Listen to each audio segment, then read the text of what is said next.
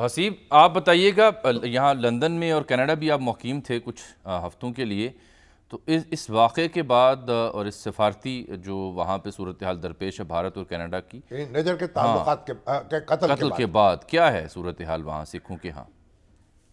जामी साहब, मैं क्योंकि इसका आई विटनेस हूँ और मैंने वो जोश और वलवला उनके अंदर देखा। ये पिछले हफ्ते की बात है, मैं लास्ट ट्यूसडे कनाडा से वापस आया हूँ। और मैं ये भी बताता चलूँ, क्योंकि हम गो के मैं ब्यूरो चीफ दुनिया यूके का हूँ, लेकिन क्योंकि हमारी यहाँ पे एक बहुत बड़ी कम्युनिटी सिखों की है और हमारे डिफरेंट प्रोग्राम्स, मजाक रात और हस्बे हाल की वजह से एक बड़ी सिख कम्युनिटी जो है वो हमें फॉलो करती है। बिल्कुल ठीक तो है। इससे पहले ये हुआ कि जब सिखों ने यहाँ पे लंदन से आगाज किया इस रेफरेंडम का, ये इसकी मैं थोड़ी हिस्ट्री आपको दे देता हूँ। तो जब उन्होंने लंदन में रेफरेंडम किया तो हमें यूजुअली, तो हम क्योंकि पाकिस्तानी डायस्पोरा को ज्यादा कवर करते हैं, तो उन्होंने हमें अप्रोच किया, हमने उन्हें रेफरेंडम को कवर किया, सारे मामला देखे। तो जब ये कनाडा की बारी आई तो उन्होंने हमें फिर रिक्वेस्ट किया कि काइंडली आप हमें उधर से भी जो है कवर करें। तो मैं स्पेशल इस असाइनमेंट के लिए कनाडा में गया।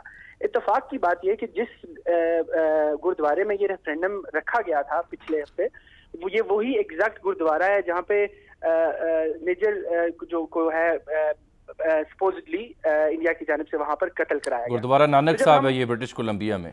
जी ब्रिटिश कोलंबिया का ये एक शहर है, छोटा सा वैनकूवर, बड़ा खूबसूरत एक इलाका है जहाँ पे सरप्राइजिंगली सिखों की एक बहुत बड़ी तादाद है। शामी साहब ने बहुत एक्यूरेट फिगर्स दिए, मैं उसमें थोड़ा सा इजाफा कर देता हूँ कि पूरी दुनिया में सिखों की तादाद 2 करोड़ और 60 लाख है, जिसमें से 2 करोड़ 30 लाख जो है वो इंडिया में रहती है और बाकी 30 लाख जो है वो पूरी दुनिया में आबाद है। लेकिन उन 30 लाख में से तकरीबन 10 से 12 लाख खाली कनाडा में है।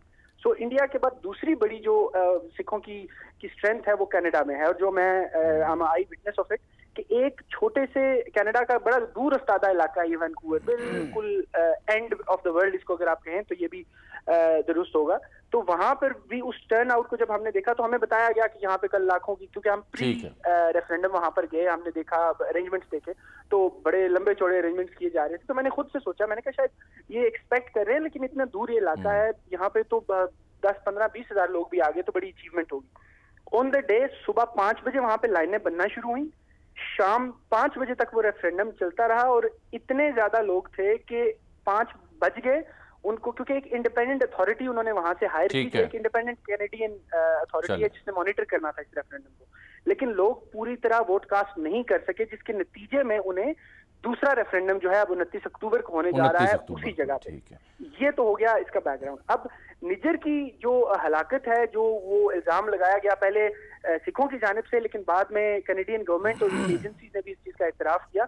उसके बाद सिखों की जो एक कैफियत है उसमें उनमें शदीद एक गम और गुस्सा पाया जाता है, लेकिन साथ ही साथ वो इस चीज का जो है बरमला इजहार भी करते हैं कि ये गो के इंडिया ने गोली चला के हम पर वार किया, हम जमहूरी तरीके से और वोट वो कहते हैं कलम की ताकत से जद्दोजहद को जारी रखें। हसीब, बहुत शुक्रिया आपका। बहरहाल इस सूरत हाल पर हमारी नज़र रहेगी। दुनिया भर की जो सूरत हाल है, जो सिफारती मामला है, वहाँ ये मुद्दा अब ज़ेर बहस आता रहेगा। अब आते हैं हम मुकामी मामले के ऊपर। लीगी क़यादत आई है वापस। सिखों की आबादी जो इन्होंने बताई है, मैं उससे कुछ ज़्यादा है कनाडा में, लेकिन यह है कि मौसर बहुत है, यानी बिल्कुल ठीक है, नशिस्तें 20 हैं, अपना उन्होंने पंजाबी जड़ें हैं उनकी वो बड़ी मजबूत है वहाँ, और अपना कल्चर जो है उससे जुड़े हुए हैं वो। ये उनकी तमाम ग्रंथ साहब जो है पंजाबी में है, उनकी तमाम मजहबी किताबें पंजाबी में हैं। और सच्ची बात तो यह है कि पंजाबी को जिंदा रखने में सिखों ने बड़ा किरदार अदा किया। हमारा उतना किरदार हमने तो उसको गला घोंट दिया था, हमने तो उसे पराई जुबान की तरह डील, हमने तो उर्दू असल में अडॉप्ट की ना। अब सिख दरबार जो है ना रंजीत सिंह का, उसकी ज़बान तो फारसी थी ना। जब फारसी रुखसत हुई तो फिर मुसलमानों ने लिखने पढ़ने की ज़ुबान जो है वो उर्दू कबूल कर ली।